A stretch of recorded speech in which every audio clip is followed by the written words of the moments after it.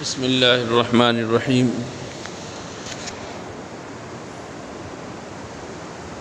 کئی دنوں سے میں آپ کے سامنے جھوٹ اور اس کی قسموں کے بارے میں ذکر کر رہا تھا اور بتایا کہ شریعت مطہرہ نے کس طرح ہمیں جھوٹ سے بچایا۔ ہماری شریعت نے، ہمارے دین نے ہمیں بعض اوقات جھوٹ بولنے کی اجازت بھی دی ہے۔ دلچسپ بات بتا رہا ہوں کہ بعض اوقات جھوٹ بولنے کی اجازت دی ہے۔ وہ کون سے اوقات ہیں، کس موقع پر جھوٹ بولنے کی گنجائش ہے؟ حضور اکرم صلی اللہ علیہ وسلم نے فرمایا، لیس الکذاب الذی یصلح بین الناس یقول خیرا وینمی خیرا۔ وہ شخص جھوٹا نہیں کہلائے گا جو لوگوں کے درمیان صلح کراتا ہے،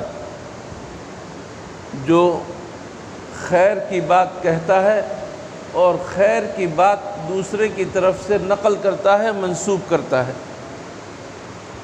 دو فرد کے درمیان تنازع ہے، دو خاندان کے درمیان تنازع ہے، دو قبیلوں کے درمیان جھگڑا ہے۔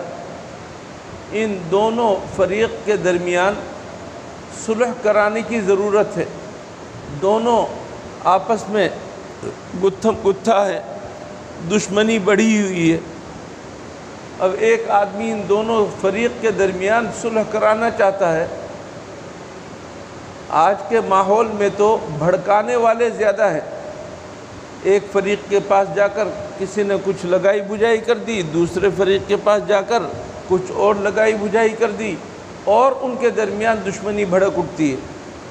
لیکن اللہ کا ایک نیک بندہ ایک فریق کے پاس جا کر کہتا ہے کہ وہ جو تم کہہ رہے ہو کہ وہ تمہارا دشمن ہے، وہ تو تمہارے بارے میں اچھی رائے رکھتا ہے، وہ تو تمہاری تعریف کر رہا تھا، وہ تو صلح چاہتا ہے۔ اور دوسرے فریق کے پاس جا کر کہتا ہے کہ وہ تو تمہیں سلام پہنچانا چاہ رہا تھا، حالانکہ وہ سلام پہنچانا نہیں چاہ رہا، لیکن آپ دونوں کے درمیان کشیدگی کم کرنے کے لیے، دونوں کے درمیان صلح کرانے کے لیے ایسی بات کہہ دیتے ہیں۔ تو حضور اکرم صلی اللہ علیہ وسلم نے فرمایا کہ یہ شخص جھوٹا نہیں ہے۔ دو فرد یا دو خاندانوں کے درمیان صلح کرانے کا عمل کتنا بڑا ہے، آپ اس کا اندازہ اس بات سے لگائیے کہ حضور اکرم صلی اللہ علیہ وسلم نے ایک حدیث شریف میں فرمایا کہ میں تمہیں بتلاتا ہوں، نماز سے، روزے سے، صدقے سے بڑھ کر کوئی عمل بتاتا ہوں۔ فرمایا کہ دو آدمیوں کے درمیان صلح کرانا ہے۔ حضور اکرم صلی اللہ علیہ وسلم جماعت کی نماز نہیں چھوڑتے تھے، لیکن ایک مرتبہ آپ صلح کرانے جو گئے تو وہاں اتنی دیر ہو گئی کہ آپ کی مسجد کی جماعت کی نماز ختم ہو گئی۔ صلح کرانے کا عمل اتنا بڑا عمل ہے۔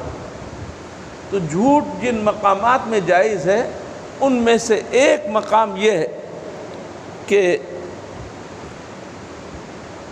دو آدمیوں کے درمیان یا دو فریقوں کے درمیان صلح کرانے کے لیے اچھی بات کہے۔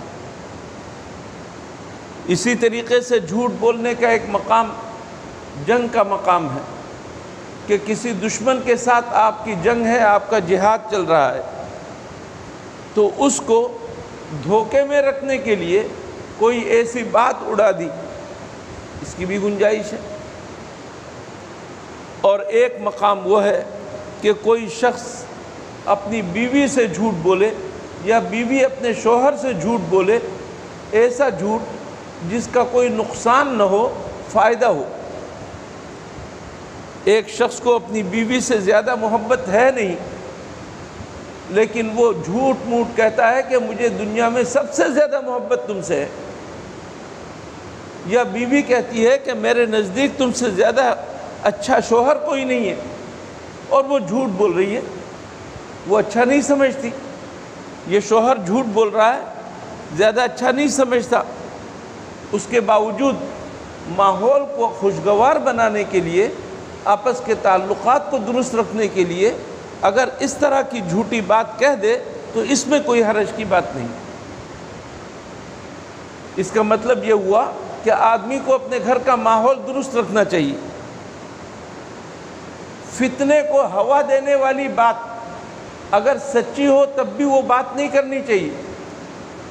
شعلے کو بھڑکانے والی بات ہو تو اس بات کو میں تو سچ کہوں گا، اور سچ کڑوا ہوتا ہے یہ کہہ کر آپ نے دھم سے بم مار دیا تو اس کا نقصان ہو۔